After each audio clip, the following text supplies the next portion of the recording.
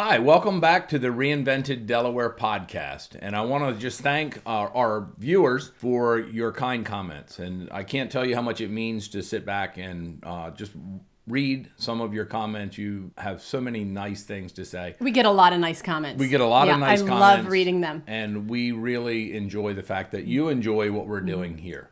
So today we are going to actually take some of your comments and we are going to try to answer some questions. Hey, before we jump into that, when are you reading comments? I know when I read them. When are you reading them? Usually the day or a couple days after the podcast goes live, I will log on and I will look at the comments and try to respond. Usually it's just a like. Yeah. There have been a couple questions that I've tried to answer. Some people asking a particular question. So Do by chance you have a cup of coffee in your hand? sometimes I have a cup of coffee. Sometimes I have a dog in my lap. Yeah. So it kind of depends. Over the past 6 months, become increasingly interested in YouTube, and there's just so much to find out. I've learned to lay stone. So I'm doing a stone project, which we'll talk about. And so been watching videos. So I'll watch one of those videos and at a certain point, I'll go through the comments. Yeah. So you might hear our dog barking in the background. That's just our life. Yeah, he dislikes motorcycles, tractors, dump trucks, and any large vehicle with a trailer, which seems to be most of the traffic that we have The on FedEx our road. guy. Yeah, FedEx, Amazon, UPS, Walmart delivery. Oh my gosh, this poor dog. Anyway, if you hear some barking in the background, that's just our life. That's our security system.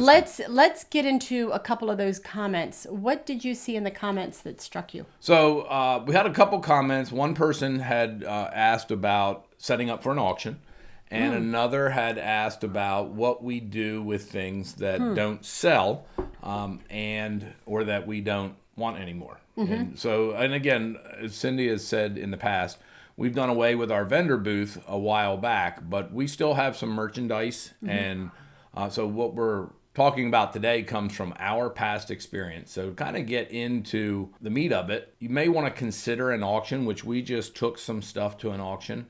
Just to say, what we're going to talk about today is what to do with the items that are not selling in your vendor booth, or in our case, because we're no longer selling, items that we no longer want or need at our home or in our workshop, because you have this great workshop going on. So we're going to give you an update on that, by the way. But as you've been getting ready for the workshop, you've had to get rid of some things. And the workshop area also held on to inventory for our vendor booth. That's where we would keep unfinished projects that we had to kind of keep them so that we always had something to work off of. And now that we're no longer selling, we had to get rid of a lot of stuff, but we also get rid of stuff in our home because after 40 years of marriage, stuff accumulates. Yes. I mean, it just accumulates. And you don't want your house or your workshop or your shed to become a storage unit. You want to enjoy it. So a good way to do that is to constantly keep it fresh and get rid of the things that you're no longer using. And that applies to a vendor booth owner as well. Yes. So your suggestion is an auction. That's one of the suggestions. You got a lot of good ideas of how to get rid of stuff. Let's talk about the auction first. So as Cindy said, we're building a new workshop. And so in the process, we've had to move some buildings and get rid of a lot of items. So about 8 pickup and trailer loads went to our dump, and it's Delaware Solid Waste Authority. So there is a lot of that gets recycled and reused, and so it doesn't all go to the landfill because we are conscientious about that. But there were items out there that were still usable. We were not going to use them. We were not going to sell them. So I decided to take them to the auction. And our local auction here is Wilson's auction. It's in Lincoln. I'm going to link that address. I'm going to provide the address down in the description, down the show notes, as well as their website in case you want to check them out because they post pictures online, don't they? Yes. Yeah. And Dave Wilson is the owner, proprietor. He's actually a state senator and great guy. And he's one of those guys that if somebody attacks him, you will actually have people from the opposing party come out and defend him. He's liked by everybody. He's one of those people you can't help but like him. And this is his personal business. Yes. This is his family business of running this auction. It's a great auction.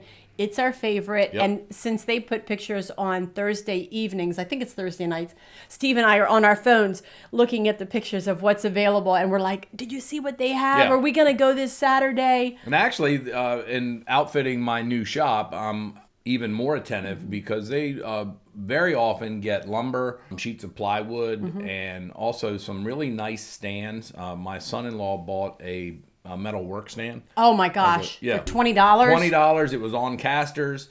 Actually had electric hooked up. It needed to be cleaned up and painted, and but it did not need to be repaired. And when I was at his shop a couple weeks ago for my grandson's birthday, he's actually using it. He's got the top cleaned off, and he's actually got some work pieces on What a there. deal So, for yeah. $20. But what we did with the things, and how many truckloads of our own stuff did you take? I'm almost embarrassed to So I have a this number. pickup, a full-size pickup, and a trailer, which is about the size of a pickup bed, and we filled both, the pickup bed and the trailer. How many times did you fill Just it? once.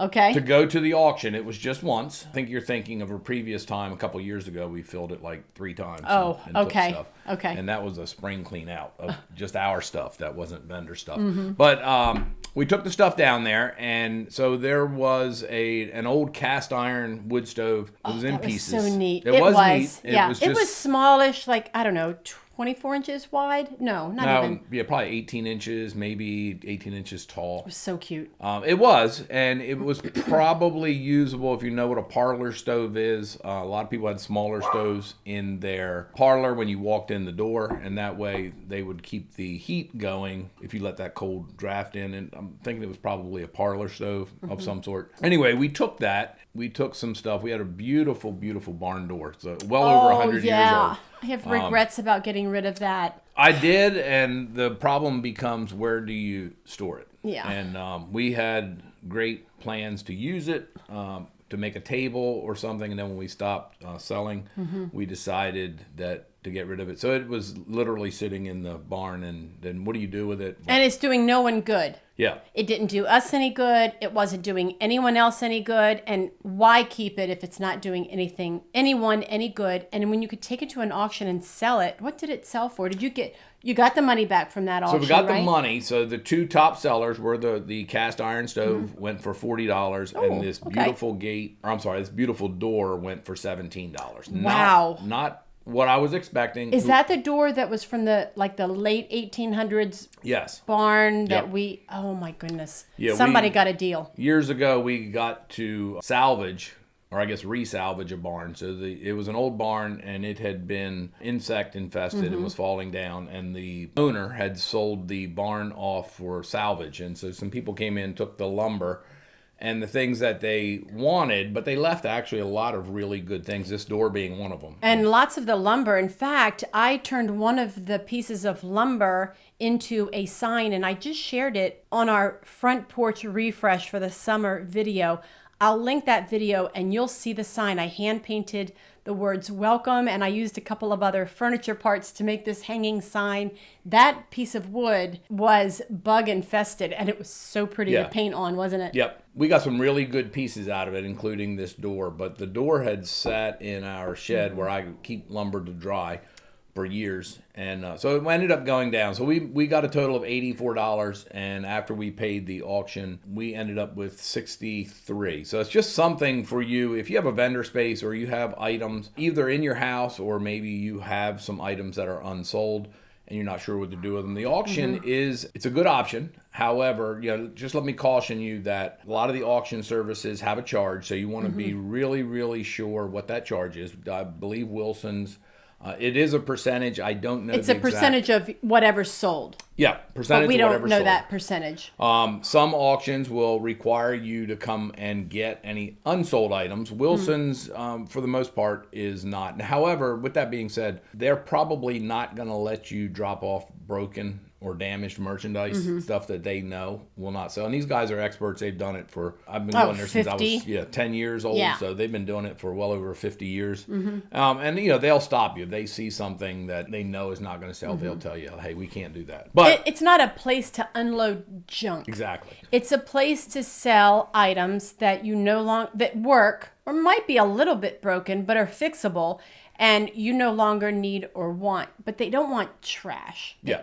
Yeah, they don't want that. So so consider that. And again, Wilson's here in Delaware is a great place, but don't expect that if you have a value that you think something is worth, say $100, then you want to talk to them, and you can do what's called a reserve auction. In other words, you can tell them, don't sell this piece for less than $100. It's a little bit of insurance. It is a little bit of insurance. You may still have to pay. In other words, if they get bids on it, you may still have to pay that commission, but they will not sell it. Most often, they will actually start the bidding at whatever your bottom price is. So if your reserve is, say, $25, they start the bidding at 25 and then they won't let it go below that. They won't let it go below that. Okay. Yeah, that's good. And if you do some auctions, and I encourage you, if you're in the area of Delaware, it's worth the drive. Even if you have to drive a couple hours to go and spend a day. It starts at 10 in the morning. It finishes up about 10 at night. It's every Saturday. I'm going to put that address down below, just in case you're in the area. Yeah. So, and again, it's a way to get rid of many items at once. So if you have, 6 or 8 or a pickup load of items that you want to just get rid of and be done with, the auction may be something that you want to do. If you have items that have a value, in other words, you want to get a certain price for them, you may consider an online auction. eBay comes to mind, but a lot of auction services, including some local here, offer online auctions where you go online and you bid. They will usually require you to bring the item to them, and they will sell it. And if it doesn't sell, you have to come get it. So online auctions may be a option. A lot of even the local auctioneers offer online services in which you will supply, in some cases, a photo of the item you want to sell. They will put it online, and then you're responsible either to get it to them to deliver or to deliver it yourself. And that brings about something. eBay, I used to sell a lot of stuff on eBay. You were big on eBay for a long, long, long time. You did it for your job when he was a police officer. Yeah, when I was a police officer, we sold, when we got done with cars or equipment that was no longer being used, we put it on an eBay site. That money went back to the city. But I did it personally, and actually when eBay first became a thing, I did it for some friends who weren't real computer savvy. Oh, that's right. I remember that. You got really good at it. I got really good at it, and more recently, eBay requires a banking account number. And this is where the police officer in me surfaces. I don't want them to have my bank account number. Well, how did they do payment before that? Before that, if I sold something, I had a PayPal account. The buyer could go to my PayPal account and pay me, and then eBay would do a monthly invoice and they would pay me. And that seemed like a safe way to do it. Yeah, and what happened was, you had some people who were unscrupulous. They would see something they wanted and they would say, hey, email me at such and such and we'll talk a deal. And then they would sell it off of eBay and they didn't have to pay the eBay fees. And that's not fair. That's not fair to eBay. Yeah, They're offering a service. The good thing, if that's something that you're willing to do and you want to give them your bank account or maybe even open a bank account. Oh, that's an idea. You have a nationwide audience. So I know we sold a lamp one time that was given to us and it went for several $100s, and apparently it was a very rare piece. We could hardly believe it. Wasn't it like one of these glass lamps that was painted on the bottom, and then on the top there was this big globe, and there was a glass globe? Yep. This thing was elaborate. The backstory is I helped a friend of mine when his father-in-law passed to clean out the house, and the guy was a bit of a hoarder, and so he came across these lamps. He didn't know the understanding of getting rid of the old stuff. Yeah, he had some he sentimental. Kept it. Yeah, he I did. think that attachment. And I saw these lamps, and he had a big dumpster, and he said, "I'm gonna throw these away." And I was immediately thinking, and you had your vendor booth. At the that's time. right. So I was immediately thinking, wow, Cindy might be able to sell these. I brought them home, and she said, "Get them out of the house. I'm not selling them. And I don't want them." For the most part, the style of the lamp would not have sold in our vendor booth. No. We had a certain look, a certain style in our vendor booth, and those lamps, although they were valuable, just did not go with our aesthetic in the shop. So there was just no way that we could sell them there. Yeah, but then when the buyer, and I actually thought I was being scammed, and that's another thing with eBay. People will bid and then they don't pay. And there's very little you can do about it. But let's get back to those lamps. But those lamps, I actually thought I was being scammed. And in a conversation I had with the buyer, they let me know that they were actually very rare and very highly sought after, and it met their decor, their decorating, and so they paid a fair amount for them. Oh wow! So again, that's that nationwide audience. So if I take something here to Wilson's, we have maybe people within 50-mile radius. Okay. And and that's it. And so you got to consider what it is. If you are trying to get top dollar, eBay might be a better solution. Yeah, because the thing with eBay is people go there looking for something specific. For instance, that lamp. There could be a collector out there with that, whatever the brand name of the lamp is, and I don't know the maker's mark of that lamp. I don't even remember. But there are people that would be looking for that maker's mark lamp that would look for it specifically. Whereas if we were just to go to our physical auction here, that person is probably not going to be in the audience bidding. So eBay does open it up. And I like your idea of maybe opening a separate banking account just for that purpose, especially if you're going to do a lot of selling on eBay. Yeah. Then you could use a designated account for that, and it doesn't get into your personal finances. I think that's a good idea. And it's going to also help you at tax time because especially if you're disciplined, you keep everything, your eBay business or your sales. But it's a great way to get rid of items. And again, a lot of things go a little bit higher on eBay because it's exposed to a lot more people. Right. Than it will at a local auction. I don't do it, but our son-in-law, and I think you've done like Facebook Marketplace and some of the social media things, another right? way to sell items online is through Facebook Marketplace or Instagram. Now, Facebook Marketplace, I'm a little bit familiar. We've tried to sell some of our pieces there. If you are in it for a business, you have to stay on top of it and really answer the comments, answer the questions. When you take photos of a piece, you have to have really good photos with all the information that you can include, the size of it, the measurements, the dimensions, the color, all of this. You want to include as much information as absolutely possible to limit the comments. And then you're still going to get comments asking the dimensions of the piece if it's a piece of furniture because, well, that's just the nature of it. So you have to be on top of the comments, answering those comments and stay on top of it. If it's a piece that is going to sell, and sometimes you just don't know if it is or not, you almost have to monitor and turn on your notifications because you'll get people wanting to buy it and you have to know who asked first so that you can be fair and sell it to that person, or you're going to get some negative reviews and then your future pieces won't be seen, and you don't want that. I've also seen on Instagram, I think this is such an interesting thing. There's one vendor that I know of, and she, in fact, I can't remember her name right now. If I can think of it, I'll link her Instagram down below if she's still doing it.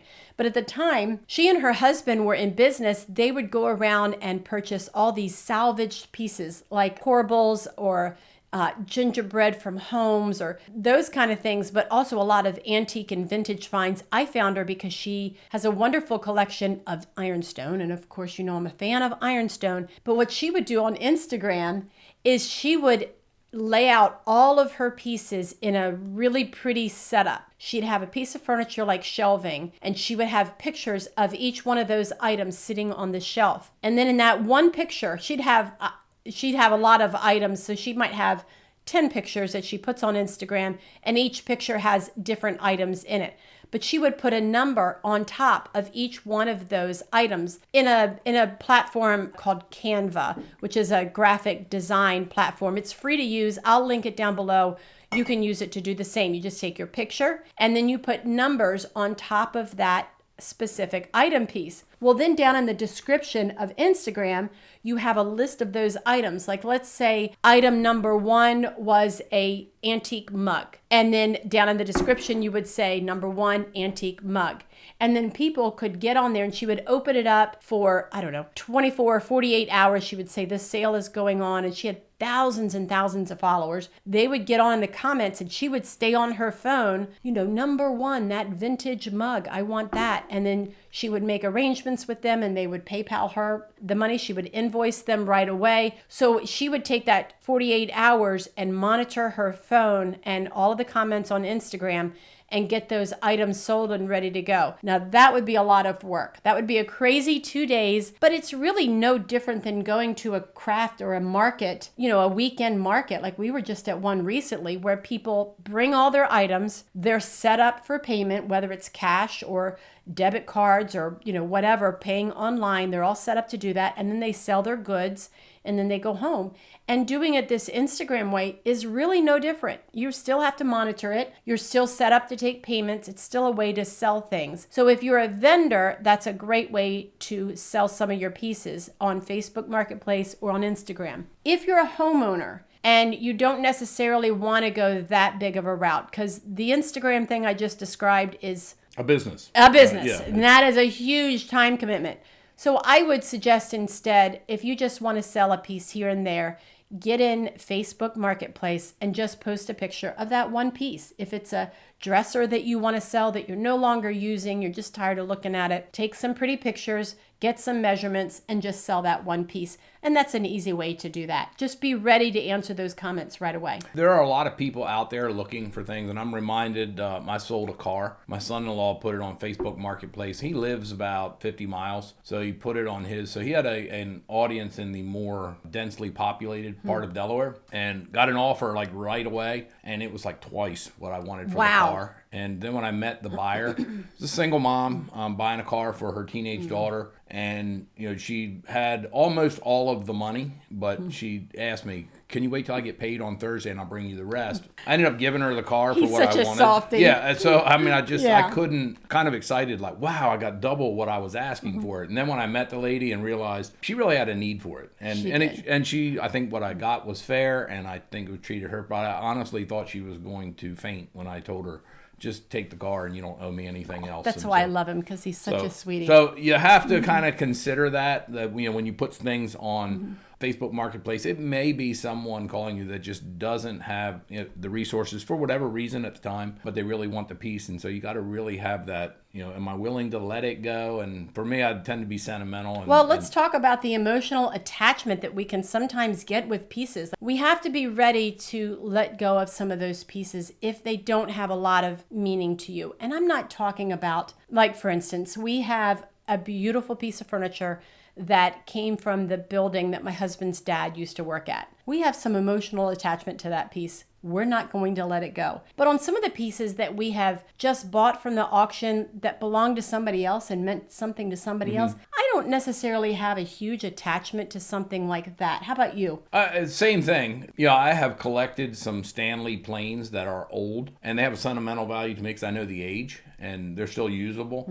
But honestly, if somebody walked in my shop and saw that piece, they probably wouldn't know what it was. It's a $2 item at an auction. You kind of have to decide when you're disposing of the item of, is it value? In other words, is it really worth what I'm asking, or is it because I'm attached to it? That's a valid point, because we have been to so many auctions, and mostly that's where we have shopped, that you can almost tell that grandma passed away and the grandkids need to get rid of the things, not because they don't care, but because they have their own stuff too, and you just can't hold on to everything. But you can look at the display of things that are being sold, and you can kind of tell that it was grandma's. The grandkids might think, the children might remember, my mom paid, $100 for that one item, and I hate to see it go for 20. But you have to understand that the way that you value a thing is not the way a buyer is going to value the thing. Yeah.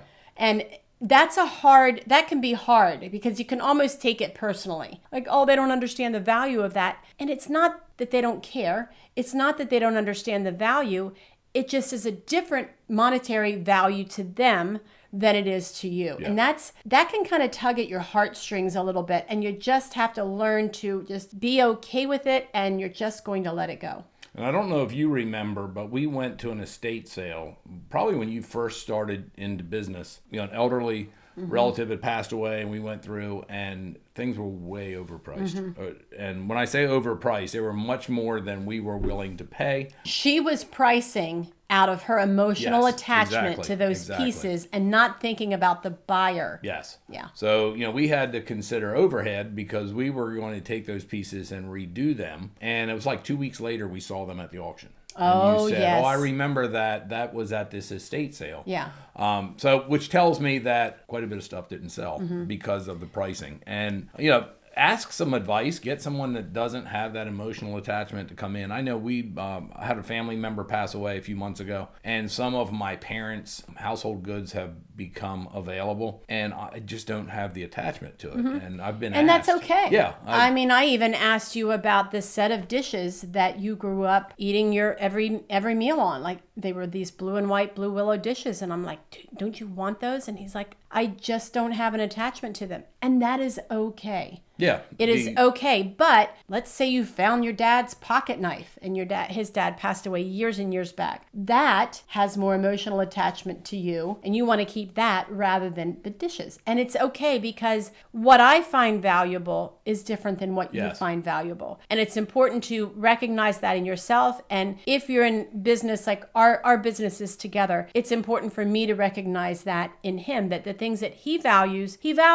And the same thing for you. Like, the things that I value, and have respect for one another there. Yeah. Yeah. Kind of an interesting side note. You talked about my dad's pocket knife. When I was a child, probably 10 or so, I gave my dad a Craftsman pocket knife for Christmas. Craftsman. Yeah. And Oh, how old do you think you were? probably 10. Oh, you probably thought that was the best gift ever. And I can remember going to our downtown and going to Sears and finding this pocket knife. Well, when he passed, I ended up getting the pocket knife. And honestly, he still had the packaging with the receipt. Oh. Because Craftsman, you can take it back if it ever fails. That was the warranty. If it ever fails, take it back and they'll replace it for free. So he had actually stuck the receipt in the packaging. Oh my gosh. And that's so awesome. I found that. And I just recently gave that to my grandson. My oldest grandson has that. And, hopefully it'll have that same sentimental value. But I just thought it was pretty cool that That's awesome. when you said pocket knife, that my dad had done that. So back to our Yes. topic. Something just popped up while you were talking. And when you are delivering merchandise, so a lot we talked about eBay or Facebook Marketplace, I am very, very reluctant to give my home address. I have delivered things at local shopping centers. That's the police officer coming out Again, at you. it You're is. very cautious, and I appreciate that. It is. I once looked at a motorcycle. It was for sale, and it was exactly what I wanted. Really, really good price. But I noticed all the pictures were taken in a parking lot of a shopping center. Oh, that sounds sketchy. Yeah, and I called the guy, and of course the seller did not know I was a police officer, and so I was asking some questions, and then I asked for the VIN, the vehicle identification number, and they hung the phone up, and they never answered again. So that tells me somebody had gone and taken pictures of this motorcycle in a parking lot and then put it, and I think that was on Craigslist. Oh my gosh. And put it on that's Craigslist. weird. So you just have to be cautious. Yeah. But you I gotta know, be savvy. Yeah. You don't be gullible. You can't be. You gotta be savvy. And 99.9% of the time, and I got to say, really 100% of the time, the people that I've delivered products to are some of the greatest people you'll ever meet. Honest and to a fault. But again, that's a police officer coming out. So I have exchanged things at the police department, the public parking lot of the police department, well-lit, that's a good occupied tip. shopping center. Yeah. Yes, so. Not to get off on a side note, but one of my daughters purchased something on Facebook Marketplace, and I was there visiting. It was during that trip that I did all the thrift shopping in Williamsburg. I'll link that video down below. But she had purchased something on Facebook Marketplace, and we were going to go pick it up. And I said, well, how do you do this? And she said, I never do it at my house. I never arrange for a pickup at my house. It's always in a public parking lot. So sure enough, you taught her well. We went to this parking lot, and the lady did know the color of our car. We knew the color of her car. And we said, we're parked right in front of such and such store, whatever it was. But it was a very crowded parking lot. Lots of people were around. They made the exchange out in the wide open. So it wasn't like there were cars hidden, or it wasn't like that at all. They were right out in the open. Made the exchange of the $20 bill for the item that she bought, and it was all safe. So you taught your kids well. Well, thank you for that. And again, that's something for you to consider, and it may not necessarily be possible for you, but I will tell you most police departments have a public parking, and they would more than likely welcome you to do something like that. Not that a police officer has to necessarily stand over you, but it's just that presence that if something, and again, it's probably a 1 in a million shot, but just protect yourself, especially if you're elderly. early, or you're single and you're doing this by yourself, and this is going to sound sexist, but especially females. And I say that because females statistically are the victims of sexual assaults. And so I just be don't take careful. offense to that. Yeah. I appreciate it. You're just don't put yourself out there. So Yeah. as we're kind of winding down, just a couple things to leave you with. And I know Cindy had talked about the emotional attachment. Look at what you have, and if it's not selling, determine whether it is a parts candidate. In other words, are there some old hinges, latches? I know old casters. Yeah. Some of the stands have the brass feet, Knobs, which is very handles. old. Yep. And you may decide to just salvage some of the hardware and get rid of the actual piece. So that's something you have to decide whether or not you want to do that, and or do you want to sell it as whole. But that is a really good way to come up. I know we've bought pieces just to get casters. Just to get some of the hardware. Yeah. Because when furniture was being handmade, in the 18th, 19th centuries, a lot of the latches, hinges, and things were brass. They're solid brass. Today they're brass coated or brass plated. Some of that stuff is still really high quality. I agree. And one last thing to think about too before we close out is it's important to develop a system to kind of keep your inventory rotated and freshened. And if you're not in the business of selling things at a vendor booth, even for your home, we love thrifting, but I cannot keep all the stuff that we thrift. I have to get rid of some of it. So I'll keep things for a certain period of time in our home. And then I have a running basket. I have a laundry basket in one of our spare closets that we keep our next pile that goes to thrifting, donation pile. And I'll just periodically put things in there that I'm tired of looking at. And some of these pieces, especially the little things, I've only spent $2, $3, or $4 or $5 on. I'm willing to use those pieces for a few months, however long, and then redonate it back so somebody else can enjoy it. And then our house doesn't get filled up. And it's a good way to keep things freshened. If you're in a vendor booth, you also need to keep an idea of how to keep things fresh and rotate your inventory. So what kind of ideas do you have for a vendor booth that to keep things fresh and rotating the inventory? Well, I know when you had your vendor booth, there were many times where you would go over, I think on a weekly basis, and a lot of times it was just rotating things around. Yeah, just moving it around. Yeah, and there were a few times we actually brought stuff home and kept it in the garage or kept it in storage for a little bit, or even in our house, and then we would take it back a few months later. You kind of have to decide whether you think it's going to sell. You got to make some decisions. Your prices, you have to price according to your overhead because you're in this for profit.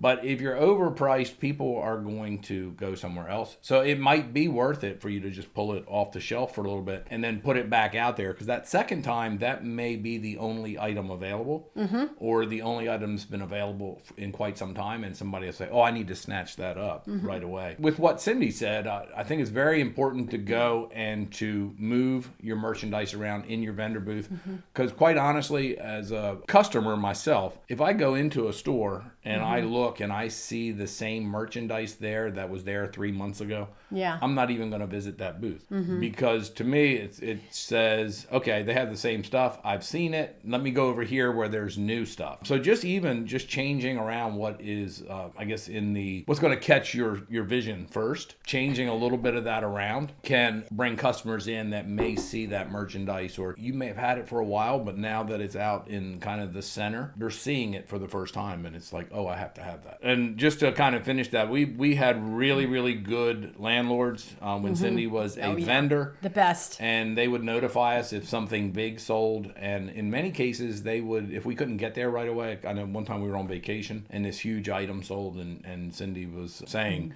oh, I got a big space, an empty space. And they said, oh, that's okay. We will put such and such there until you get time to come in. So if you have a landlord that is like that will help you out. And obviously they're in business. So if you're making sales, they're making money. So, you might want to talk to them about that. And, they may have actually some vacant areas of the store for you to put your merchandise, just to change it up a little bit. Moved it around. Yeah, I think that's very important though, to change your booth up frequently. Yeah, I think so too. Well, this has been a really good discussion. I hope that you have found it helpful. If you have any questions, please feel free to ask down in the comments. We want to help you. Like, we had 6 years of experience in this, so we were pretty good at it. And the only reason that we gave up the booth was so that we could dive more into our online version of the business through the blog at reinventeddelaware.com, and of course here on YouTube, and now a podcast. We just want to be helpful to you in that way. So what's going on with you this week? What's coming up for you? We just are, how do I want to say this in case any of my kids are watching, but we are recovering from the visit of our grandchildren. Just kidding. So we got to keep our oldest grandson for a couple days. It was great. Yeah, we had family here for a couple days, and then they were gone, and then we had more family for a couple days, and then they were gone, and then more family for a couple days. It was kind of a crazy few weeks, but wonderful. Just so wonderful. So it is. I know I have a swing out where my grandson, he's 2.5, and we go out, and he loves to swing. He'll stay out there for 45 minutes or so. Yeah. And then when they left, I'm out there, and it's kind of blowing in the breeze all alone, and you kind of feel sad. It's like, wow, he's not here to go swing. So, but we had a great time, and in a couple weeks they're going to be back. That'll probably be our last big fling of the summer. Yeah. And then we'll see him a few times over the fall and winter. And I'll share a picture of this little swing because he actually reinvented it from an old school chair. It's really kind of cute. Yeah. And in the background, the main thing that I was recording was a scene of your new workshop. So what stage are we at in the workshop right now? We had a little bit of a bump in the road with the permitting, but that has all been taken care of. They just started framing, and I'm amazed at how quickly it goes up. In a day. Yeah, one day. In one day, all the framing of this building, what's the size of it again? 24 by 24. Yeah, all of the framing. So we have all this framing. I'm going to put a little video here, and you can see the structure, plus you'll see that little swing. That's done. And then they're going to be back soon for what's the next step? They're going to be putting the metal, so the metal on the sides. The side. With my limited construction experience, I'm guessing that they'll get all the metal on and get it closed in, and then they'll install doors and windows. Oh, doors and windows, yeah. Probably next week, concrete floor will go down, and then that's several days, I know, before it has to cure, before you can walk on it, or they want you to put anything heavy. Yeah. Once that is done, I think we'll probably be at the permitting, get our certificate of occupancy and hopefully start moving in. Well, good. Well, I've just finished up a little tour of our front porch. I did a little refresh on our front porch, and it just looks nice. I love to sit out there. You know me. I'm out there every morning, sometime between 5:30 and 6, just journaling, listening to the birds. It's a beautiful little spot. And I made a little tour video. I'll link that video. And here's a little clip. In case you are listening to the podcast on the podcast players, be sure to pop over to YouTube so you can see these little clips that I'm talking about. I don't want you to miss any of that. I'll also link that video in case you want to go watch the whole thing. And let's see, what do I have coming up? And I'm in the middle of editing a video of a place that we went last weekend. We had a great time last weekend, right? Yep. Eastern Shore Threshermen's Eastern Shore Threshermen's annual Festival. And it's in Federalsburg, between Federalsburg and Denton, Maryland. And we got to take our other grandson, who just turned a year old. And so there's a lot of agricultural equipment, tractors, and of course the flea market on the other flea side. Market, now, yes. We don't want to give the whole thing away. We did record video, and we're going to be, that video might already be out by the time you see this. I'm not really sure. I'm getting a little turned around on what video is getting published. The other thing that I'm working on is some behind the scenes work on my blog. I'm just really trying to get a lot of my posts updated so that those who want to find out how to do furniture makeovers, how to do these repurposed projects, how to do all these DIY projects that we've talked about, I want you to be able to find them. And that means I have to do a lot of work behind the scenes. And I'm working on that here in the month of August. I'm going to put a link to our blog, reinventeddelaware.com, down below. And when you get over there, when you go over to visit the blog, there's a menu at the top that you can see all sorts of categories. DIY projects, furniture makeovers, upholstering projects, like we have a lot. So you can go over there and see some of those projects. And in the meantime, I'm just going to continue to update these posts so that when you search for things, you can find our projects. I think that's all we have for today. Yep. I thank everyone for listening, watching, and again, thank you for your comments. If you have questions about something that Cindy and I might be able to help you with, feel free to ask, and we ask you you, if you like this podcast, well, even if you didn't like it, to please hit that like button. Give us a review and subscribe to our channel. That really helps more than you probably know if you do that. Thank you to everyone. Been a great experience so far. Yep, and we're ready to keep on going. All right. Well, we will see you next time. See ya.